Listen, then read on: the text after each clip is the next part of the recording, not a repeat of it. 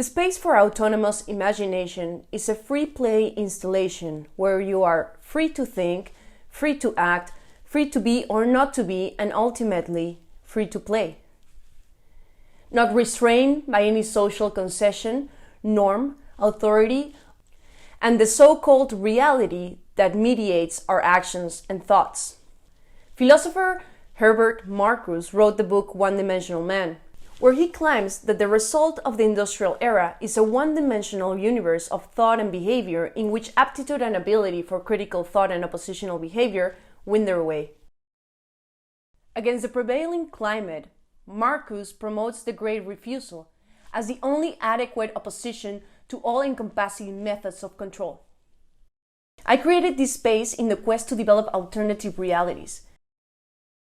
How do we become ourselves without all the charge of who we are supposed to be and what we're supposed to do? There is an infinite number of possibilities. This, our current reality, is not the only one. It is within my nature to dream about how the world could be.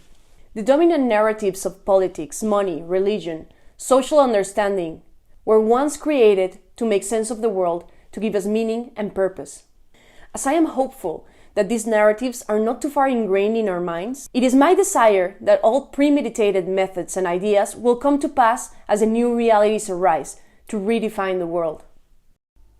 "This is just the way it is," my mother used to tell me. I just don't like the way it is.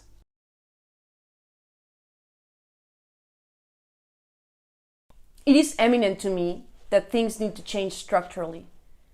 My research is about how play can become a vital aspect of the new world order, from how we solve conflicts, distribute goods, create global agreements to make the system more just and reliable for all, with the belief that experience precedes interpretation, even if the quest is not completed, and it might never be. But it is clear to me that there will be no wealth or currency, no borders, no political systems, systems of power, and no religion.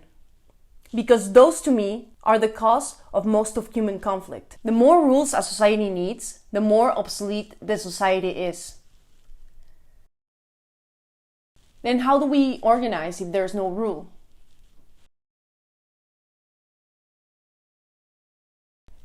The organ is formed by what I call the universes of understanding. These universes represent unity aspects between people. The bigger the circle, the more people are integrated. The smallest type of universe is the individual. Let's say Sophia's understanding. The biggest is the global understanding. The universe starts from the individual. If it is the other way around, then everything is submersive to the higher level. Between Sophia's universe and the global understanding, we can find her family understanding, her community, the place where she's located at the moment, her profession or vocation.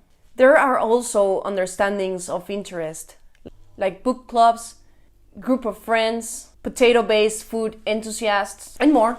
Everyone has a part to play in this complex web.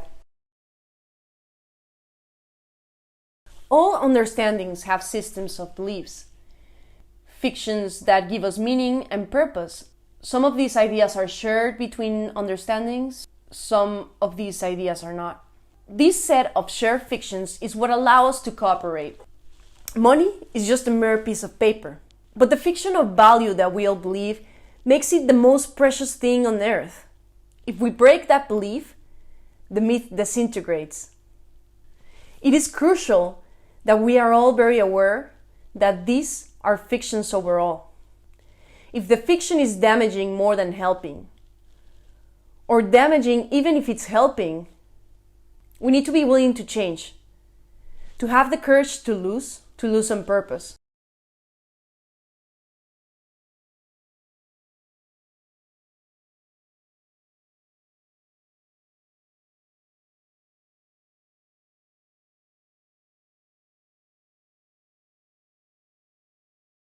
Understandings are every community Sophia is a part of.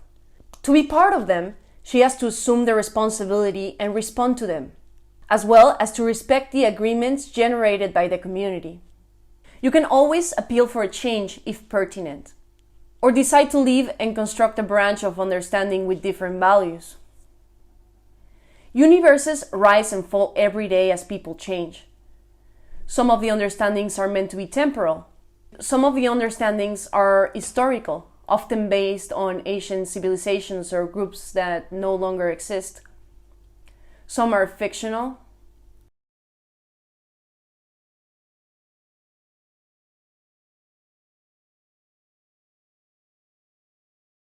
Some are hypothetical, mainly for testing and research purposes. Some of them are inactive until a particular situation. Some of these understandings are only made or used to intersect two or more different universes with the sole purpose of communication and conflict resolving. The universes agree on rules, communication forms, and methods of these intersections to have a fair play situation between understandings. This could be related to Thomas Kuhn's concept of paradigms, where there will be different paradigms coexisting at the same time. The understanding that integrates all understandings and the main base of the organ. The set of parameters that every universe within responds to. The global understanding is a playground where decisions can take place using the vast tools of play or to bespoke forms to overcome particular conflicts. It is fundamental that the playground can adapt to the rise of new realities or needs to make the system alive.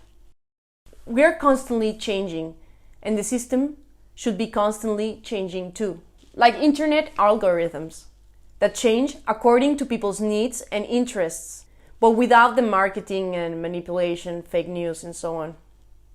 The global understanding operates as a free playground to take major decisions that affect all understandings, or to resolve conflicts that could not be resolved in any other way, let's say by simple dialogues and negotiations.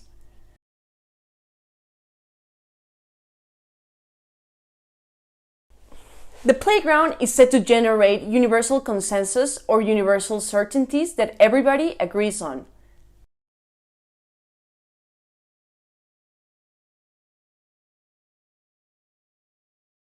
An interesting work that approaches these ideas is the Jungian Archetypes by Carl Jung. He understands archetypes as universal archaic patterns and images that derive from the collective unconscious. This is later translated in different cultures. That's why there are so many coincidences between Asian civilizations.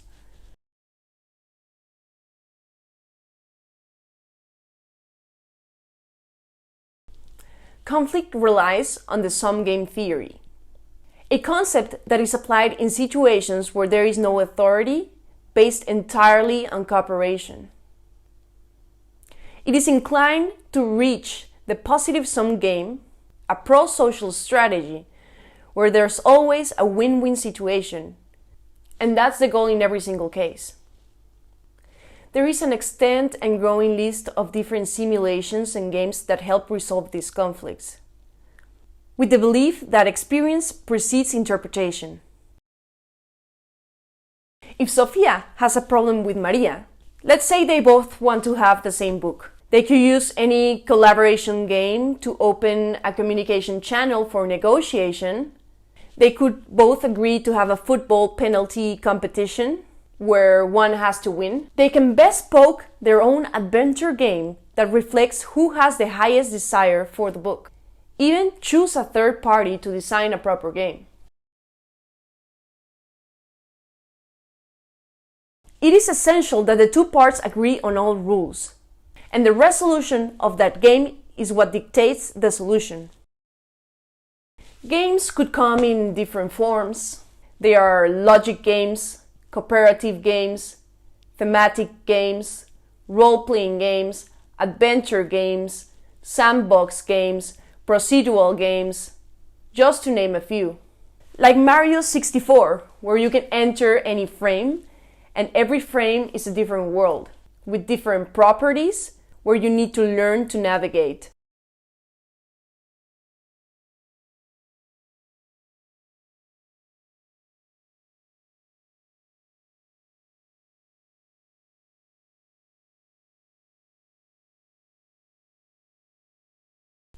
This is well known today as the concept of gamification.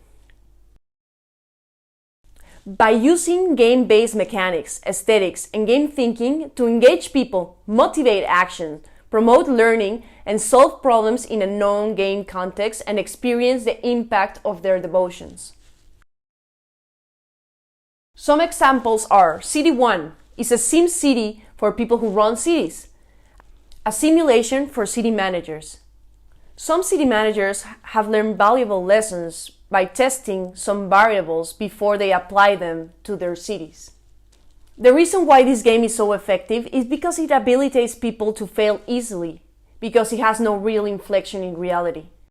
Another example is a speed car lottery. It's a project made in Sweden, where a speeding camera was re-engineered.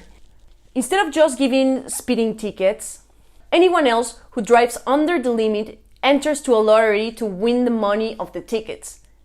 And it also had the effect of dropping speeding by 20%. Speed camera lottery, could we get people to obey the speed limit through fun?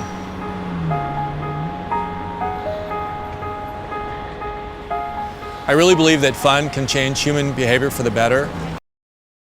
The UK Department of Works and Pensions created the Ideal Street. By enabling the workers to propose ideas for the DWP to do, the ideas becomes stocks, like in the stock market. Those ideas are bought or sold by the rest of the workers. This is all by using virtual currency. The best ideas quickly become the most valuable in the stock market.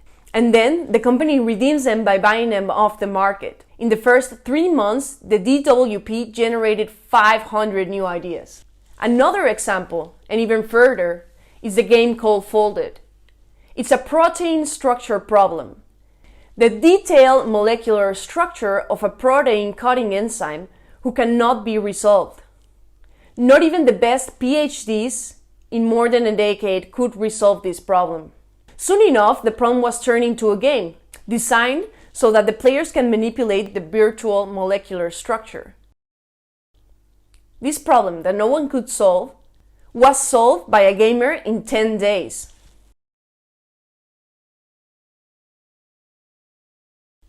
Games have different applications, from relief of stress to generate knowledge, for education and acquiring skills, for social skills, it helps building perseverance, gives epic meaning, and much more.